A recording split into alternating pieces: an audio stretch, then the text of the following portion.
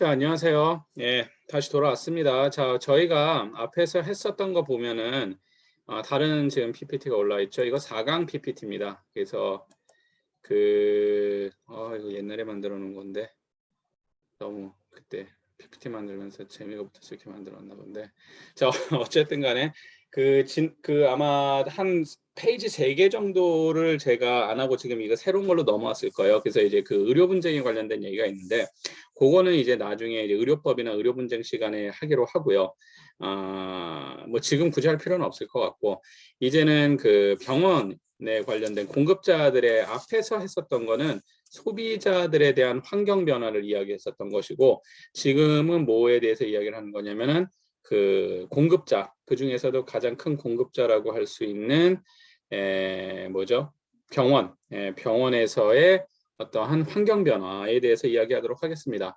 자, 병원 경영 방식의 변화가 있는데 병원급 의료기가 폐업 현황 뭐 이렇게 등장을 하죠. 자, 그래서 병원을 얘기하기 전에 자, 우리가 앞에서 했던 거 한번 복습을 해보면 자, 의료기관 원래는 큰 범위에서는 요양기관이라고 얘기를 하는데 그 중에 의료기관이 있죠.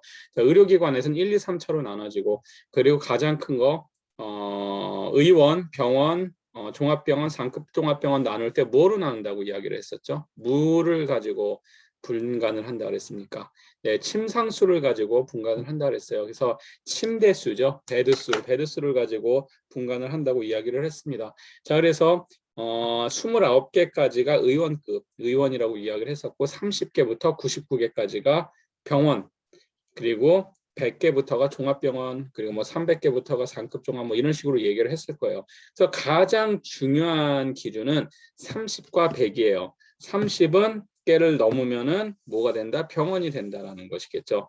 그래서 병원에서 이제 일명 말하는 2차 진료기관은 30에서 99베드 사이에 있는 그 기관들이 이제 2차 진료기관이에요. 뭐 보시면 무슨 병원, 뭐 송파구 같은 데 보시면 한솔병원 이런 데 있잖아요. 이런 게 2차 진료기관이에요. 종합병원은 아니고. 자, 거의 종합병원인가? 아닌 걸로 알고 있는데 어쨌든 간에 아마 100베드가 넘으면 종합일 것이고 100베드가 안 되면 일반 병원일 것입니다. 근데 어쨌든 그렇게 되어 있는데 여기 보시면 병원급 의료기관 폐업 현황이라고 되어 있어요. 그래서 이것도 옛날 자료긴 하죠.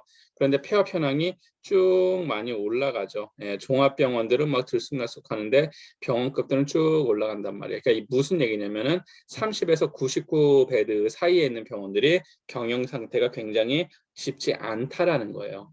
예, 왜 그럴까요? 당연한 거겠죠. 왜 그럴 것 같아요?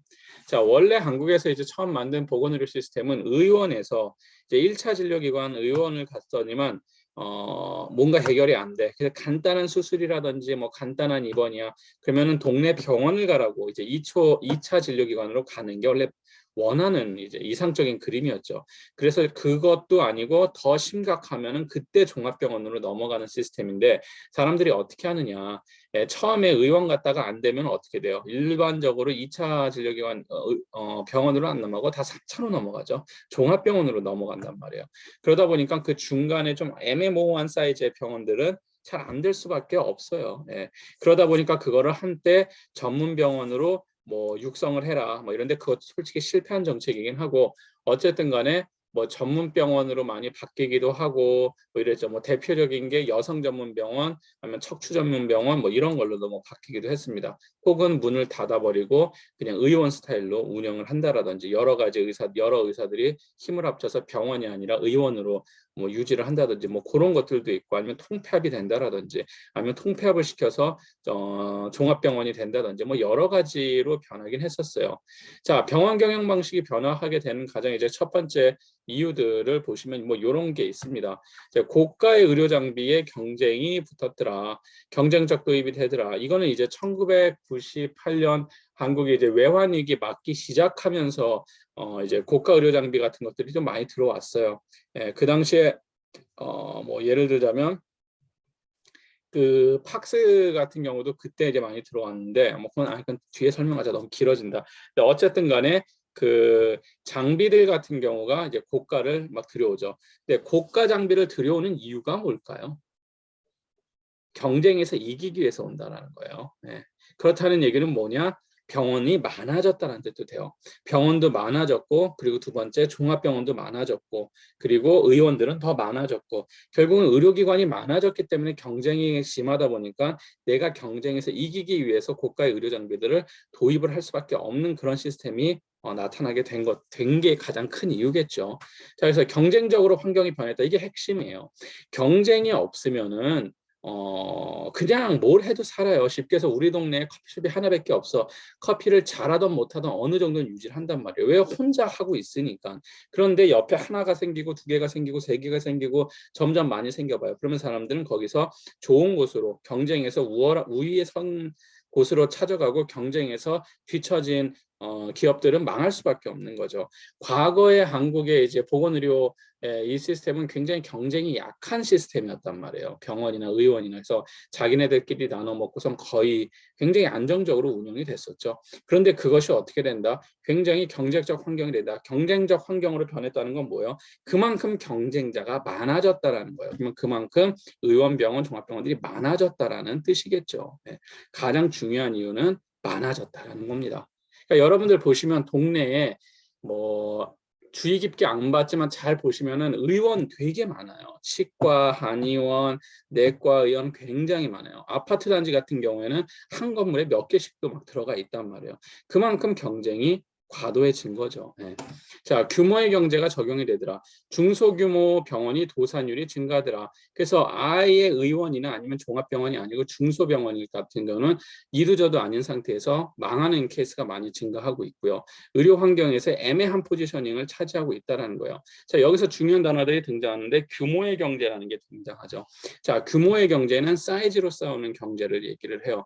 일단 경쟁에서 이기려면 규모가 크면 훨씬 더 유리하겠죠. 이렇게 보시면 돼요. 쉽게 해서 격투기 선수들이 붙어요. 격투기 종목들은 뭐가 있습니까? 체급이라는 게 있죠. 체급. 왜 체급이 있어요? 체급에 따라서 굉장히 영향을 많이 받는다. 그러니까 체급은 뭐예요? 몸무게죠. 그러니까 이게 규모의 경제가 몸무게랑 비슷해요. 암만 사람이 뭐 운동을 뭐 그렇게 안 하더라도 쉽게 해서 타고난 피지컬에 타고난 몸무게를 지닌 사람들한테는 못 이겨요. 그러니까 쉽게 생각하면 그래요. 여러분들이 뭐 그런 운동 하나도 안 했지만 초등학교 뭐 만약에 태권도 뭐 몇 년을 한 초등학교 6학년은 좀 큰가? 3학년하고 붙었다고 칩시다. 여러분이 질까요? 거의 안 질걸요. 예. 피지컬에서 거의 2배 이상 차이가 나잖아. 자, 무슨 얘기냐? 규모가 커지면은 일반적으로 시장에서 이길 확률이 높아요. 이길 수밖에 없겠죠. 왜 그럴까요?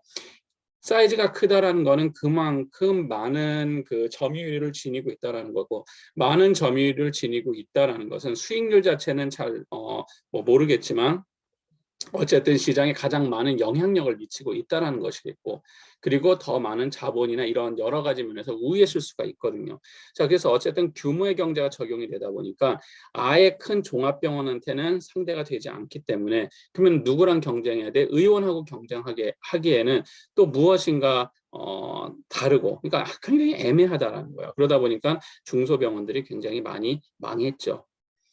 그래서 지금은 현재 의원하고 뭐 종합병원 이런 데로 되어 있어요. 실제로 병원들의 은행빚 같은 경우에는 뭐 경영 악화로 인해서 일선 의료기관들의 대출금이 5천억을 육박했다. 뭐 이런 거. 이거 옛날 얘기지만 굉장히 많아졌다는 거예요. 실제로 의원급들도 개업한 의사, 새로 개업한 의사들 중에서 40%가 망한다는 얘기도 있고 막 그 정도였어요. 그만큼 경쟁이 심해졌고 옛날처럼 뭐 그냥 무조건 병원 차리면 돈을 뭐 갈고리로 긁어 모은다 이런 시대는 지나갔다라는 거겠죠. 상당수 병원들이 경영난을 못 이기고 건강보험급여비를 담보로 대출을 받고 뭐 이런 식으로 망하는 게 많아지고 있더라라고 얘기를 하고 있습니다. 조금 옛날 얘기인데 병원급 의료기관의 폐업률이 이미 10%는 이건 옛날에 넘었어요. 병원급들 같은 게 벌써 지금 다 한번 정리가 됐습니다.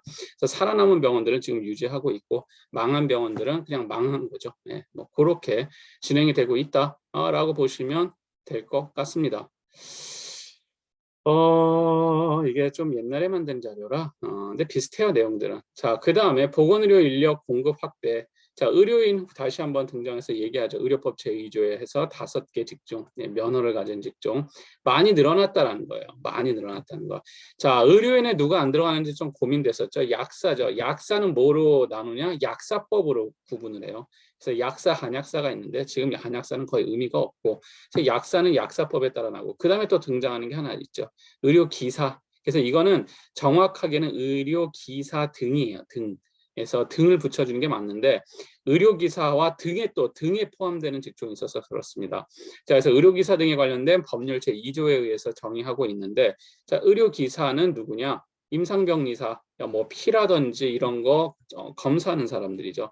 방사선사, 여러분들 촬영하는 기사들, 자, 물리치료사, 뭐 이렇게 마사지라 그러면 안 되죠. 물리치료죠. 작업치료사 비슷하죠. 치과기공사, 치기공사, 치위생사 이런 사람들이 의료기사예요. 외워두셔야 돼요. 그래서 의료기사는 어떻게 돼 있냐? 하나, 둘, 셋, 넷, 다섯, 6종이에요. 또 앞에는 5개, 의료기사는 6개. 네, 그래서 임상병리, 방사선, 물리치료, 작업치료, 치기공, 치과위생사 이렇게가 이제 의료기사입니다. 근데 제가 등이라 그랬었잖아요. 그러면 등에 뭐가 들어가냐면 요 2가지가 더 들어가요. 그래서 여러분들이 이게 나중에 어떻게 시험을 보는지 뭔지 모르겠는데 뭐 이런 시험 문제 이런 거 많이 내요. 저뿐만 아니라 뭐 사단법인에서 내는 시험이든 뭐 국가시험이든 그래서 뭐 의료 기사에 포함되지 않는 것은 이렇게 한 다음에 1번 임상병리사, 2번 방사선사, 3번 치과기공사, 4번 의무기록사 이렇게 낸단 말이에요. 그럼 답은 뭐예요? 답은 4번 의무기록사가 되겠죠. 그런데 만약에 이렇게 낸다면 의료기사 등에 포함되지 않는 의료기사 등에 관한 법률 제2조에 의거해 의료기사 등에 포함되지 않는 직종은 그랬을 때 1번 임상병리사, 2번 물리치료사, 3번 치과기공사, 4번 의무기록사, 5번 뭐 예를 들어서 간호조무사. 그러면 답이 뭐예요? 5번이 되겠죠. 이런 식으로 돼요. 그래서 중요한 거는 의료기사는 앞에서 말한 6가지 종이고 그 등에 들어가는 게 2가지예요. 등. 그게 의무기록사와 환경사다. 지금은 의무기록사라고 하지 않고 보건의료정보 뭐 처리상가 이런 식으로 말이 바뀌었어요. 근데 이제 저는 옛날 사람이고 그리고 이게 1, 2년밖에 안 됐거든요. 바뀐 지가. 근데 의무기록사가 훨씬 더 익숙하기 때문에 이렇게 쓰지만 보건의료정보관리사, 보건의료정보관리사로 바뀌었습니다. 이름이. 2가지 다 알고 계시면 좋아요. 그럼 보건의료정보관리사니까 우리 과가 보건의료정보과니까 의료정보과니까 저는 코딩 안 하고 의무기록사 면허를 받는 보건의료정보관리사를 할 수는 없을까요? 실제로 여러분들 선배들에서 저한테 이렇게 상담을 한 친구들이 있어요. 답은 안 됩니다. 왜 안 되냐면 커리큘럼이 맞지가 않아요. 의무기록사 커리큘럼이 있어야 돼요. 의료정보관리사를 따기 위해서는 여러분들이 코딩 이런 거 하나도 안 해요. 그냥 의학용어 이런 거 주구장창 공부해야 됩니다. 그래서 최소 2년에서 3년 정도 이 자격증만 위해서 뭐 공부해야 돼. 뭐 암등록부터 시작을 해서 의학용어, 해부학, 기초해부학 뭐 다양하게 있어요. 그래서 그 암기 과목이 굉장히 많은데 그거에서 따로 커리큘럼이 만들어져 있어야 돼요. 그래서 우리는 아니다라는 거 여러분들이 알으시면 될 것 같고, 그래서 의료기사 했을 때 의료기사 등의 의료기사와 의료기사 등 정도를 잘 아시면 될 것 같습니다. 자, 현란하네요. 자, 그 다음에 또 응급구조사라는 게 또 있어요. 응급구조사라는 게 있어서 응급의료 관련 법률 제2조에 따라서 응급구조사라는 것도 있고, 자, 그렇지만 뭐 아직까지도 뭐 어쩌고저쩌고 뭐 양적으로 아직 미흡한 수준이다, 아직도 많이 부족하다 이야기를 하고 있고, 누구는 많다 하는 사람들도 있고 모르겠습니다. 자, 의료 인력의 연평균 증가율은 매우 높다. 그래서 의료 인력이 많아지고 있다. 뭐 이런 얘기를 하고 있고, 그러다 보니까 경쟁이 심화되고 있는 것도 있다라고 보시면 될 것 같습니다. 뭐 그거는 뭐 되고, 간호조무사는 뭐 의료법 제80조 이건 넘어가도 돼요.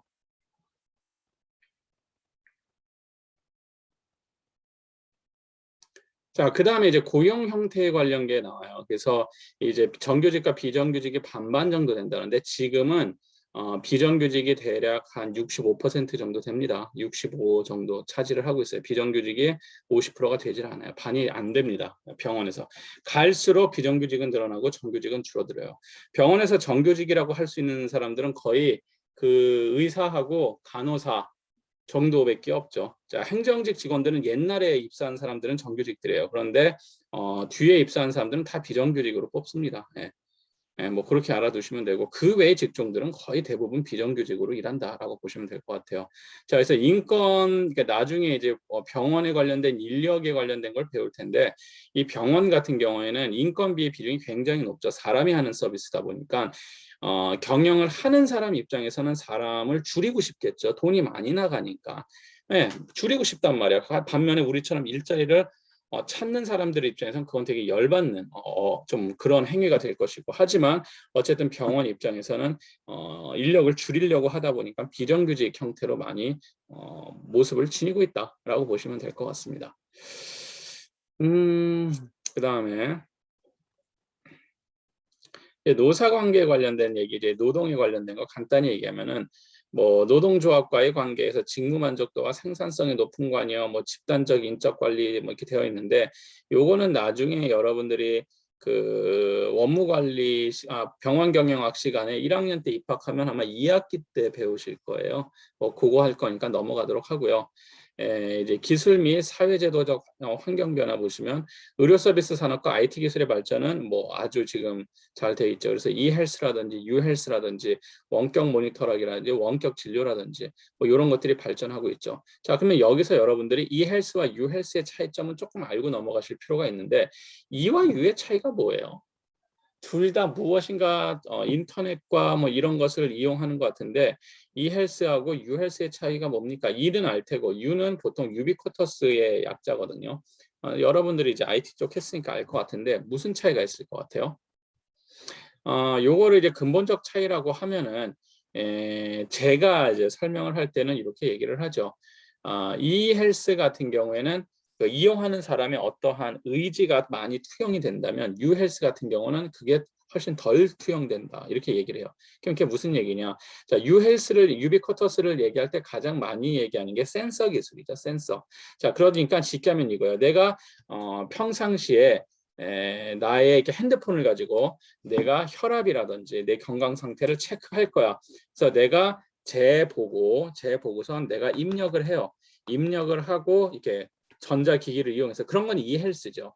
입력을 하고 매일매일 내가 체크해서 입력을 하고 기록을 그 빈칸에다 집어넣고 타이핑해서 집어넣고 e헬스예요. 유헬스는 뭐예요? 센서 기술이 알아서 착용하고 있으면 알아서 시간에 맞춰서 블루투스로 핸드폰 그 앱에다가 정보를 쏴준다든지 아니면은 그 클라우드에다가 자동으로 알아서 정리를 해서 기록을 하고 자동으로 정리된 것이 내가 계약을 맺은 의료기관에 데이터가 넘어가면서 그쪽에서 관리를 해준다든지.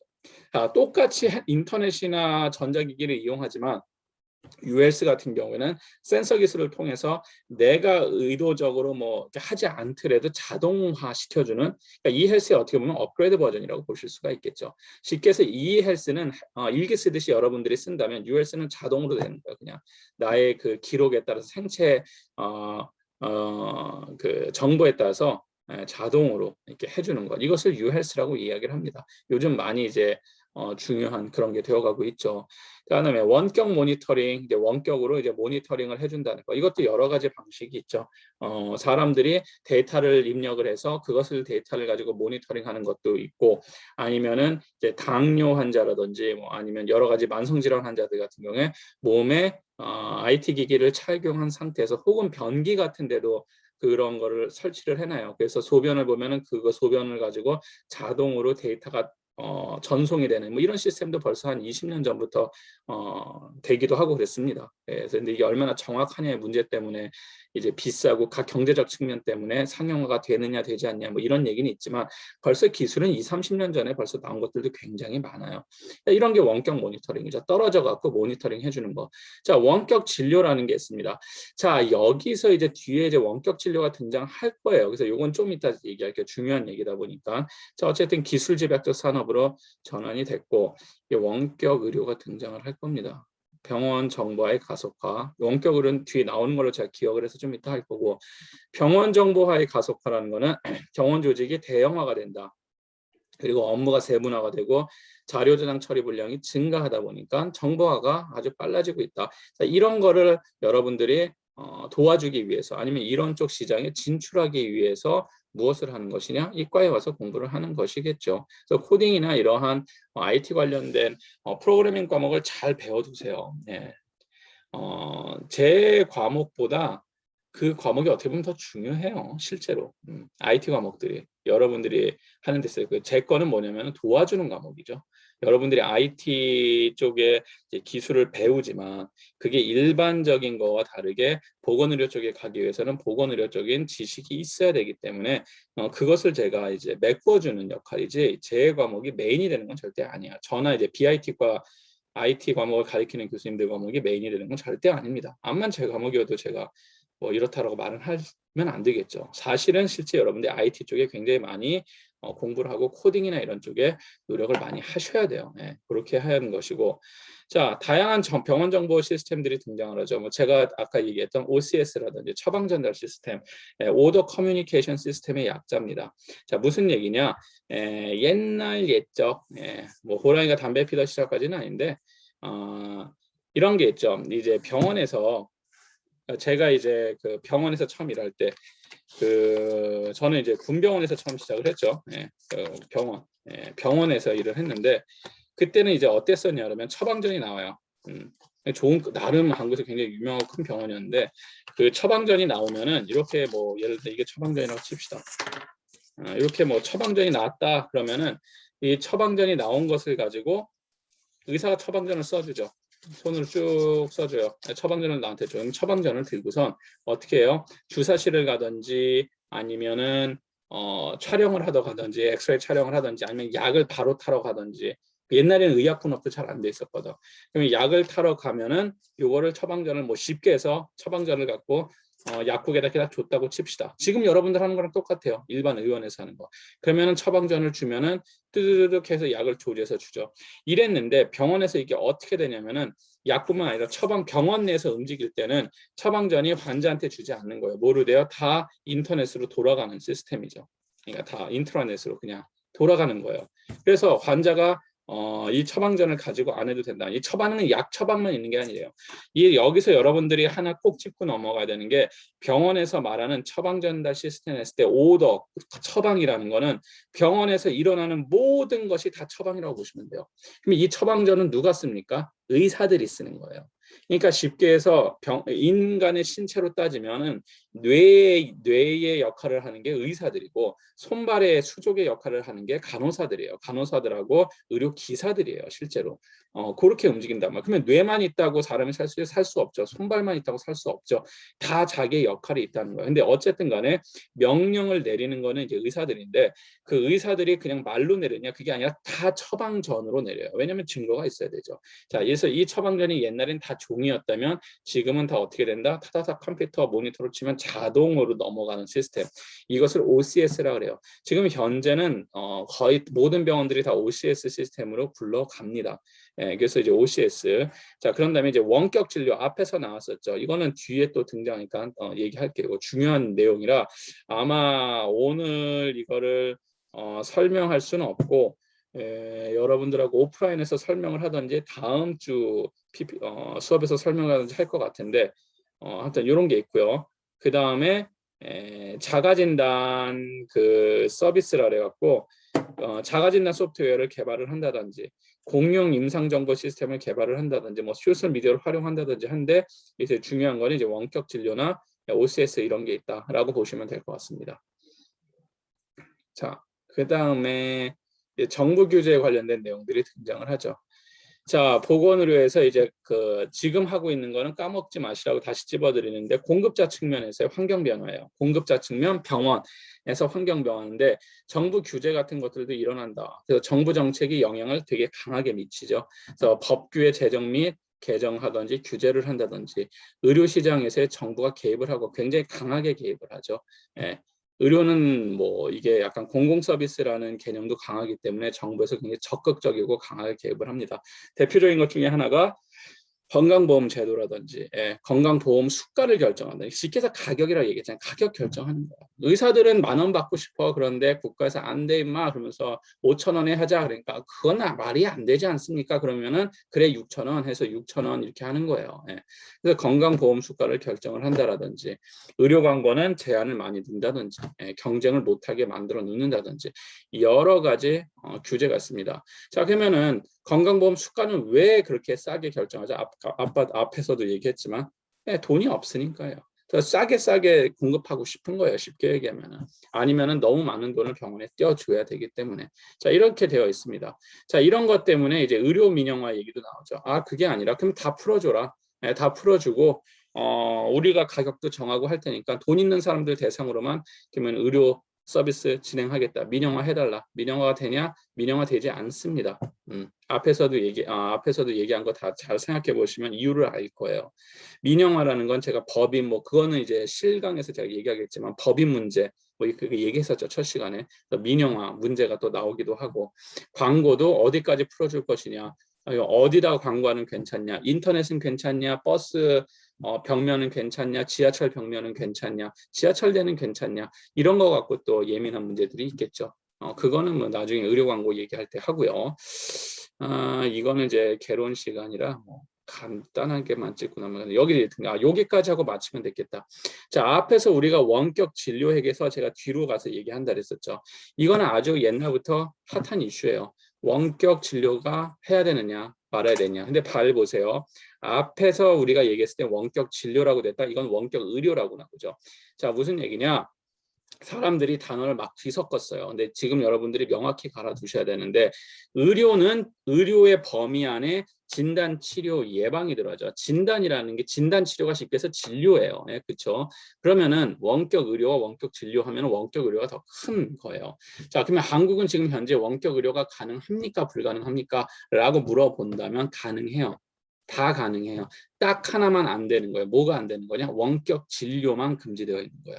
원격 진료도 그럼 다 금지냐? 그렇지 않아요. 특별한 경우에 원격 진료가 오픈되어 있어요. 그래서 한국은 원격 의료가 현재 90% 이상 진행이 되고 있어요. 단지 원격 진료가 의료가 아니에요. 진료가 100% 오픈이 되어 있지 않은 거예요. 그럼 원격 의료라는 것은 무엇이냐? 원격 판독, 이것도 원격 의료예요. 원격 상담, 이것도 원격 의료예요. 원격 수술을 어떻게 해요? 염력으로 합니까? 아니죠. 어떻게 해요? 수술하는 의사가 있고 거기다 카메라를 설치해서 뛰어난 의사가 명령을 내는 거예요. 아바타처럼 거기 몇 센치 보세요 하면서 이렇게 할 수도 있고 더 나아가면 로봇팔 수술 같은 경우에 원격으로 연결을 해서 이렇게 화면에 뜨는 거 보면서 로봇팔로 수술을 하는 경우들도 있고 이런 게 있습니다. 원격 수술 가능해요. 현재도. 근데 안 되는 게 딱 하나가 있어요. 의사 대 의사 사이의 원격 의료는 다 오픈이 되어 있어요. 반면에 원격 진료만 막혀 있다는 거야. 원격 진료만 막혀 있는데 어떤 거? 의사와 환자 사이에. 그러니까 쉽게 해서 환자를 직접 보지 않고 진단을 하는 거. 이게 금지되어 있는 거예요. 그것만 금지되어 있다고 보시면 될 것 같아요. 자, 그래서 원격 진료가 가능한 대상이 있긴 있습니다. 노인이라든지 장애인이라든지 오직 거주자, 그러니까 섬이라든지 정말 그런데 아니면 군교도소 재소자들 같은 게 초진일 경우에 처음 하는 사람들, 초진 대상들은 이런 사람들이 되는데 가능하지만 특별한 이유가 있어야 돼요. 내가 직접 가는 게 너무 힘들다라든지 병원을 가는 게 이랬을 때 되는 것이고 만성질환 환자들 같은 경우에는 했고 약만 타는 경우 이럴 때는 원격 진료가 허용이 되기도 합니다. 실제로. 그러면 이 원격 진료를 하는 것에 있어서 누가 이렇게 반대를 할까요? 환자들이 반대할까? 누가? 의사들이 반대해요. 왜냐하면 잘 되는 데만 엄청 잘 될 것이다. 이유는 뭐예요? 말은 이제 진짜 이유는 그거지만 말은 뭐라고 합니까? 환자들이 위험하다 이렇게 얘기를 하죠. 직접 보지 않고 어떻게 진료를 하느냐. 글쎄요. 근데 어쨌든 간에 의사 환자 간만 안 돼 있을 뿐이지 현재 의사 대 의사 사이의 원격 의료는 다 오픈이 되어 있습니다. 이것은 이렇게 이해하시면 될 것 같아요. 길게 해서 이제 여기 문제점까지 하는데 이제 원격 의료의 문제점은 이제 안정성이에요, 결국은. 그리고 오진이라든지. 그리고 약국하고 어떻게 연계를 할 것이냐. 왜 약국과의 연계가 있냐면은 근데 이게 요거는 지금 설명하기는 좀 어려울 수도 있는데 이런 게 있어요. 약 같은 경우에 어떠한 그 중독 증세가 있다라고 칩시다. 뭐 이런 거 있잖아요. 감기약을 막 몇 배 갈씩 사는 사람들 원래 안 되죠. 안 되는데 이게 이제 이런 거예요. 그 처방전이 필요 없는 거 같은 경우에는 그렇게 살 수 있단 말이에요. 처방전이 필요 없는 거. 그래서 그게 문제가 되는데 처방전이 꼭 필요해야 되는 그런 거 있어요. 그런 거는 뭐가 됩니까? 정보가 입력이 되죠. 이 사람이 뭐 때문에 언제 왔고 막 이런 게 되기 때문에 근데 이거 약하고 연계? 글쎄요. 이거 지금 좀 다음에 얘기합시다. 이거 너무 복잡해질 것 같다. 아니면 불법 진료 같은 경우 뭐 이 얘기를 하고 있고 의료간호 인력의 일자리가 줄어든다. 그건 당연하겠죠. 간호사들 일자리가 줄어들 것이고 뭐 이런 것들이 있다. 뭐 이렇게 보시면 되겠습니다. 뭐 융합 사업이다, 시도해 볼 만한 사업이다, 뭐 소수만 이용한다, 여러 가지 의견들이 있습니다. 지금 그냥 계속 시끄러운 이슈 중에 하나다. 그런데 여러분들이 여기서 핵심적인 걸로 짚고 넘어갈 거는 원격 의료에서 원격 진료를 제외한 것들은 거의 다 진행되고 있다. 그러니까 원격 진료와 원격 의료를 뒤섞어서 얘기하지 말아라. 그것만 잘 알고 계시면 될 것 같아요. 나머지는 실강이나 아니면은 여러분들이 입학했을 때 자세히 얘기하도록 합시다. 자, 그러면은 이제 오늘은 이 원격 의료, 원격 진료까지 얘기를 하고 다음 시간에 이제 우리 의료 민영화에 대해서 좀 얘기를 해야 될 것 같아요. 이 의료 민영화는 내용이 굉장히 좀 많아지거든요. 그리고 의료에 있어서 굉장히 중요한 주제이기 때문에 요거는 다음 시간에 우리가 하도록 하고 자, 이번 주는 여기까지 마치도록 하겠습니다. 자, 수고 많으셨고 다음 주에 보도록 할게요. 자, 여기까지 하도록 하겠습니다.